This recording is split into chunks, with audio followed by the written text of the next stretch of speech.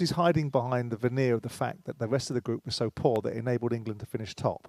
And so that argument is being advanced as we finish top of the group, yet we're still being criticised. The challenge is, like we all are, we're all judged by our past.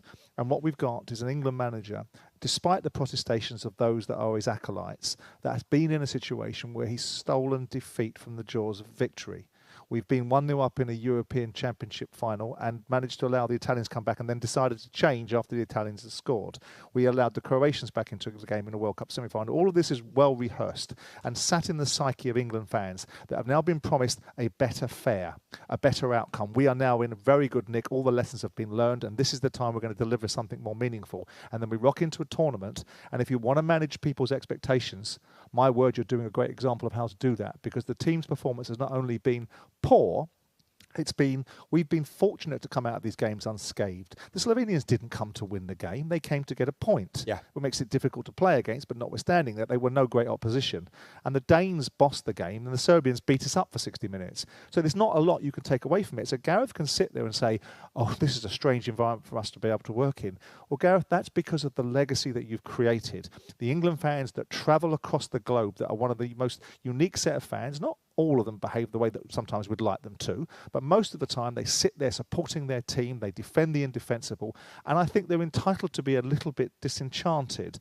And the reason why that is because they're seeing the same thing. They're thinking to ourselves, we are here in all of this pomp with all of these players, Bellingham, Kane, Foden, Saka, Rice, all of these players that are supposed to be world beaters, and our team looks pedestrian, and we can see it happen to us again. We've had 58 years of we've got loudmouth soup all the time about what our domestic league looks like, what our best players look like, and here we are on the international stage again, the laughing stock potentially of international football, because we're a sick man of international football. We don't win anything. Laughing stock of international football? Well, to some extent, because the noise that comes, we've got You topped the group last Well, we've night. got the loudest FA. I mean, in terms of achievements. Yeah. Right, so we've got the loudest FA in international football or domestic football. We've got the most powerful league of all the money. We've got all the best managers coming. We're always going on about what we've got. All the best players to some extent. Not well beaters like Mbappe and Neymar, I grant you, but en masse. Everyone wants to play in England. And then we get to the international front and we go, oh, well, that's a disappointment.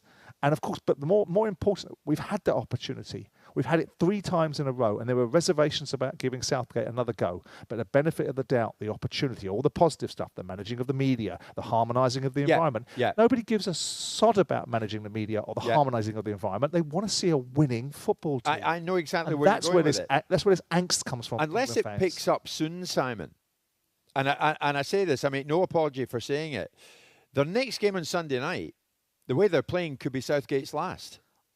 Yeah, and if it is, so it should be. Because this argument that you've harmonised the environment because of the ridiculous that went before, because it was ridiculous. It's preposterous that these players were allowed to get into an environment where playing for their country meant there were factions. Yeah. Bad management doesn't mean that mediocre management becomes elite management. We've had a wonderful group of players in 3 separate tournaments that we have stolen defeat from the jaws of victory. And here we are now rocking into this tournament with all the fanfare, all the expectations, tens and tens of thousands of England fans that are paying inordinate amounts of money to travel through Europe to watch something that isn't very good and then be told, well, actually, you shouldn't have that opinion.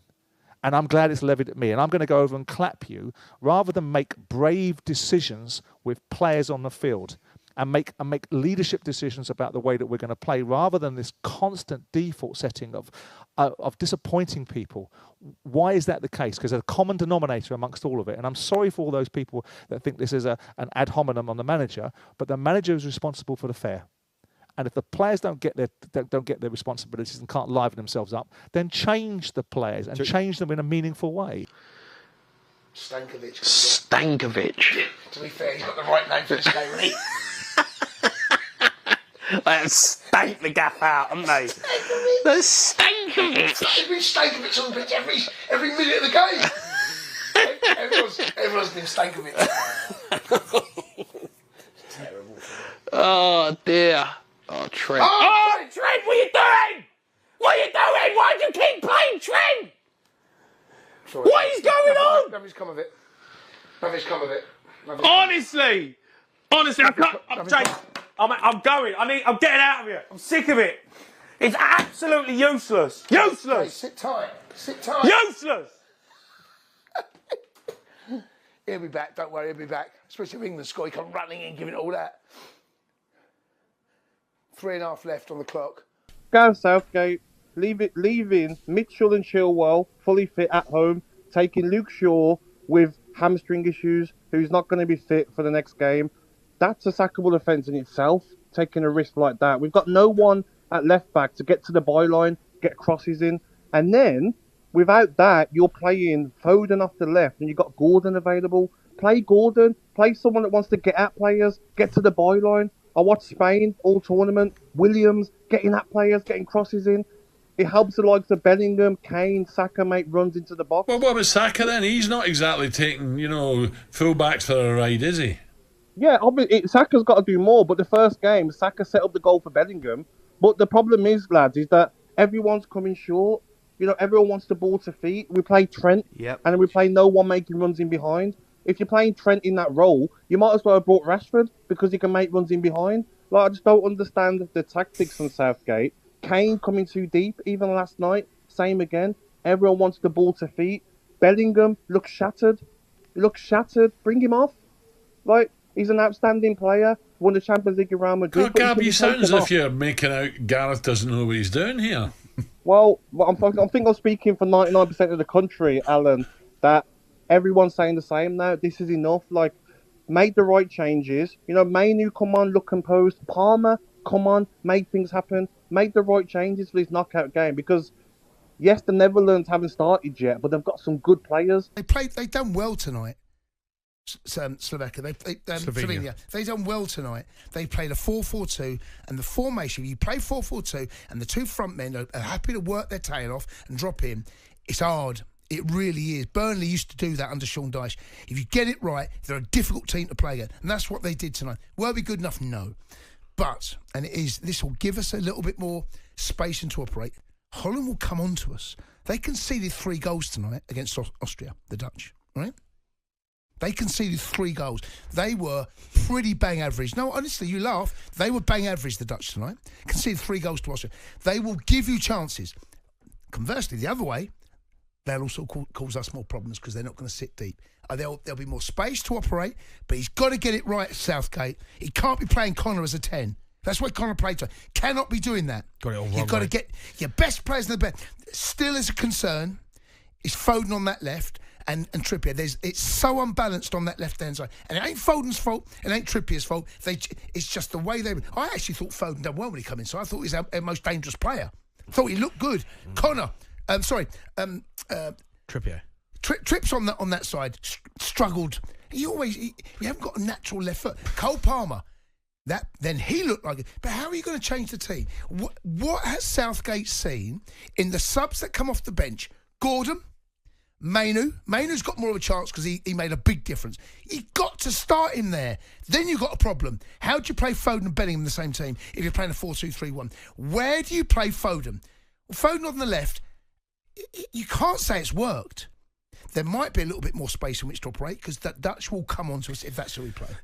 Look, Bellingham was poor tonight. I thought Bellingham had a poor game. He gave it away. He looked a bit leggy. There was times when he normally breaks into the box. I'd have taken Bellingham off. Bellingham probably could have come off. I'd have taken Bellingham off. So there's a problem for you. Do you play Bellingham as a sitter with Declan Rice?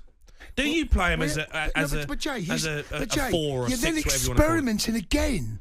It's not an experiment playing Bellingham centre mid. No, but he hasn't done it in this tournament. They're 3 games in. Mainu's got to start. We saw enough for how much more composed we looked. Then we're going to watch the same. We're going to watch the same performance we've watched all along. No, we won't because the Dutch won't play a 4-4-2. The Dutch won't sit in a 6 across the middle. They won't. They won't, mate. You have Gakpo trying to get in behind Walker. You won't. You have Simons trying to get on the other side against Trippier. You won't see that. You'll see a different brand of football. Yes, they'll give us more headaches. But let's say it how it is, though. Let's say it how it is for a minute here, all right? England have been shocking, Jace. No, I can't. We have been absolutely toilet. And the fans are booing. They're out there. We're watching it, Jace. We're pulling our hair out. I'm walking out the studio. It's so bad. I'm with you. Like the sideways passing, the backwards, the no creativity, the no runners in behind. Harry Kane, pedestrian. Bellingham not doing it. All over the place. Trippier coming inside like a crab. You know, let's just say it how it is. Gareth Southgate has got this wrong, and we're far top of the he has, group. but- We've got it. We're top of the group, Jace, because we've got Denmark, Slovenia, and Serbia in our group. Jay, learn from your mistakes. They're not good enough. Jay, learn from your mistakes. What is going to happen in that next game on Sunday? 5 o'clock. What is that England team going to look like? Has he learned? What players are going to... If he wants to get Foden, Bellingham in the same team, the same issues are there. The same issues are still going to be there. Miles off it, mate. We're miles off it. If we think we're going to rock up and put in a performance against the Netherlands, we ain't putting a performance in the last 5 games. But I tell you what I will say, is that there will be more space for Foden and Bellingham because they won't... I'll tell you what's going to happen. That is... You are clutching at straws. I'm not, Jay. Clutching at straws. If you think, all of a sudden England are going to look good because we're playing against Netherlands and they're going to give us space. No, actually, we're playing against a decent nation who are going to absolutely torment us because we allowed Slovenia to have the ball tonight, but they're rubbish and they can't do anything with it. You play against a decent side, we're going to get pumped. Austria got pumped tonight. Austria pumped Holland tonight 3-2. I'll leave that there, right? We will have more space. The Dutch defensively tonight were not at it, and I know what it feels like because it's horses for courses, Jay. Right? The team that we played tonight and the teams we played going into this, Bosnia, Iceland, right? We played the 3 group games. They're all very, very similar. There's a tactic. The way the Dutch will give us more space. You can see the way they played tonight against Austria. You think I'm clutching at straws. What I am saying is there'll be a more chance to attack. Conversely, though, they will cause us more. Pickford's done nothing. How do you beat England? Answer this question. How do you beat England? Because I've seen nothing to suggest any team is going to score against us right now. Because no one's had a go at us. Right. Well, I'm not sure it's a big problem. I think he has to make 1 or 2 changes. You're right. The one thing that Palmer and Gordon, I think, when they come on, I mean, they obviously never get the goal with a victory, but it just looked to me as if it freshened them up a little bit. Absolutely freshened them up, gave them a bit of pace on the left-hand side. Palmer was taking the ball. They just looked livelier.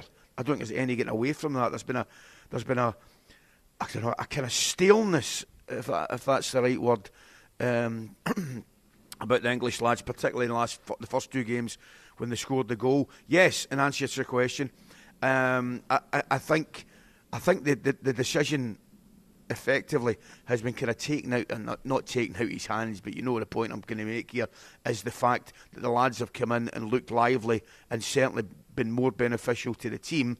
Then I think it's a pretty straightforward decision, guys, whether he makes it or not.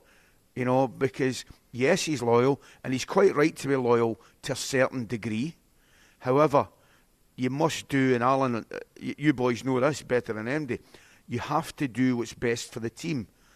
And that, if that means, dropping 1 or 2 people, making changes, putting a few noses out of joint, then you've got to do it. It's just part and parcel of being a manager and a coach. Ali, I was just saying that, crikey, I don't want to have a go, but there's just something quite not right with Harry Kane for me at the moment, Ali. And I don't mean... No. I mean, he's everything. His hold-up play, his threat, his touch, normally it's so good. And he must have a problem. He must be struggling with something.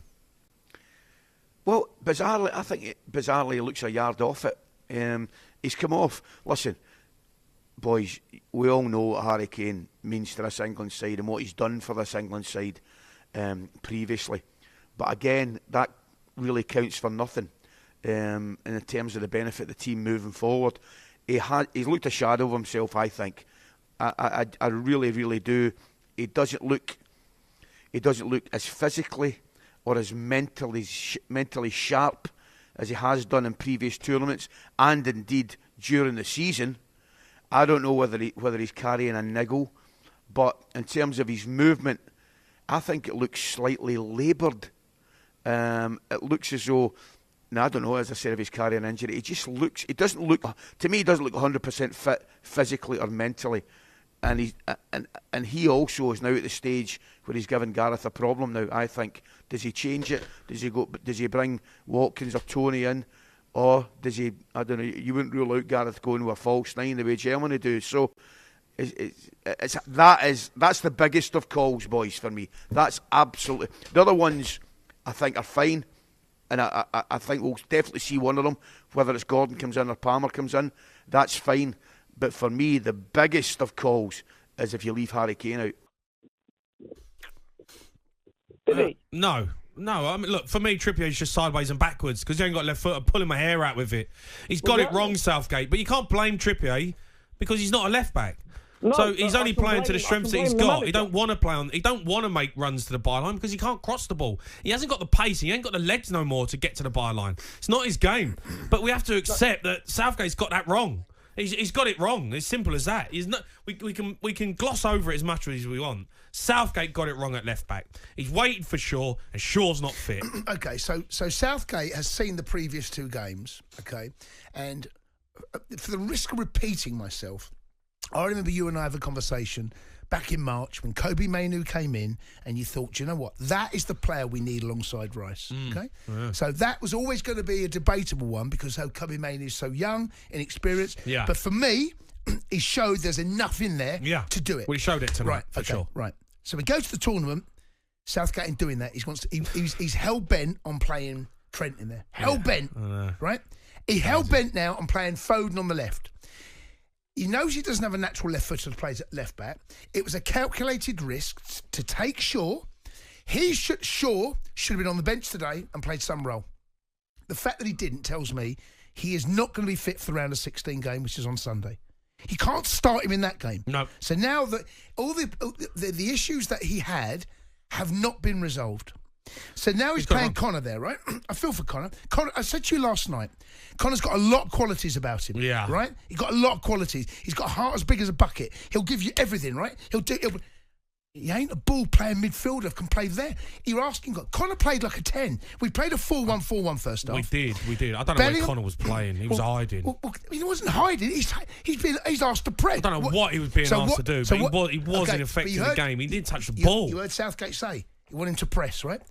He pressed in bits. So disorganised, right? Then by taking Connor off, he now then plays Kobe slightly deeper. That's where Kobe's best. Yeah. He played Kobe at 10 in the first game when he's playing.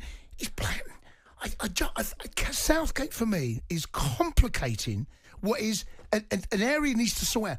He's getting it wrong, and he's now compounding it by making worse decisions on top of the previous ones he's already made. He's got to get this right. But what he's figured out tonight is that Kobe Mainoo starts the next game alongside Rice. Right. That's sorted now. Right. No more Conor Gallagher. It hasn't worked. No more Trent. No more Trent. Right. Okay, fine. Please stop. Right. Okay, fine. That's resolved. Right. Kobe Mainoo starts alongside Rice. Right. Okay. Now you look on the left-hand side. That left-hand side at left back, mate, he put Walker. So he took off Trips, put Walker over there, put on Trent, right? Play Saka there. You can't play Saka there, mate. I know, but you can't do that. At least you got a left side who will get to the byline at left back. I know he's going to let you down defensively. If Saka plays left back, mate, he'll get strung up. No, I know. But so he's just want a left footer out there. The problem he's got, he doesn't have a natural left footer that's fit that can play there. He did have options. He had Tyrick Mitchell. Yeah. He did have Chilwell, but he don't fancy the bit. Fine.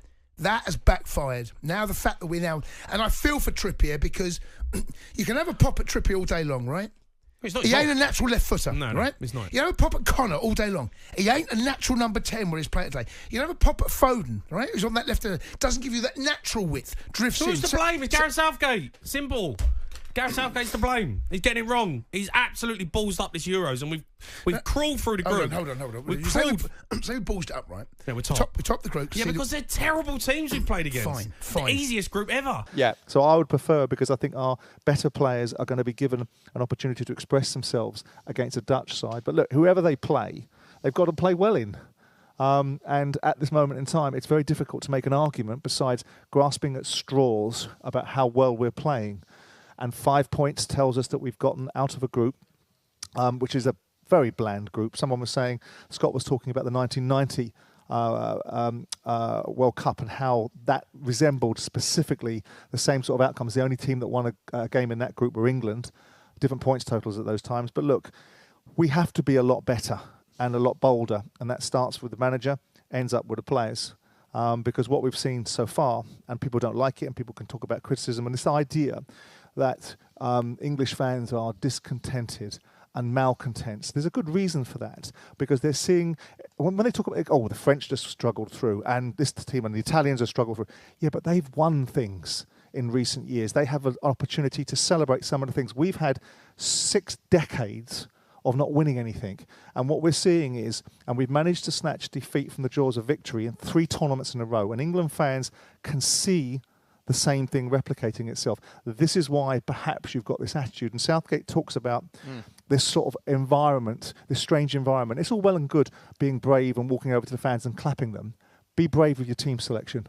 Be brave with the way that you set your players up, rather than be brave tub thumping over to the fans and clapping them whilst they give you a few boos. Have you... where are you at this morning then, Simon, with your expectation? Have you tempered your expectation with England? Well, I think you can't not do, can you? I mean, I still think there's a possibility that they're going to find their way through, because I don't think there's anyone at this moment in time that's really... I mean, the Spanish look great. The Germans are having a good time of it because they haven't had much opposition at this moment in time. But there's still this perception in me that we're going to find something that eventually, for a combination of luck and sheer bloody-mindedness, an opportunity to get ourselves through to a meaningful stage of the tournament and still yet have that fixture that I always allude to, which is the fixture where no one really puts England to be the favourite in that game. And then once we win that game, then we'll win a tournament. But at this moment in time, we look such a poor outfit. And people are saying criticism, criticism, criticism. The only thing that's wrong about criticism is if it's unfair. If it's unfair and it's destructive. Well, it's not. In some quarters, is it? We watched an England side yesterday in the first half that, without taking it to the superlative, beggars belief. I mean, I don't know why Kyle Walker's told that he mustn't go over the halfway line in the first half.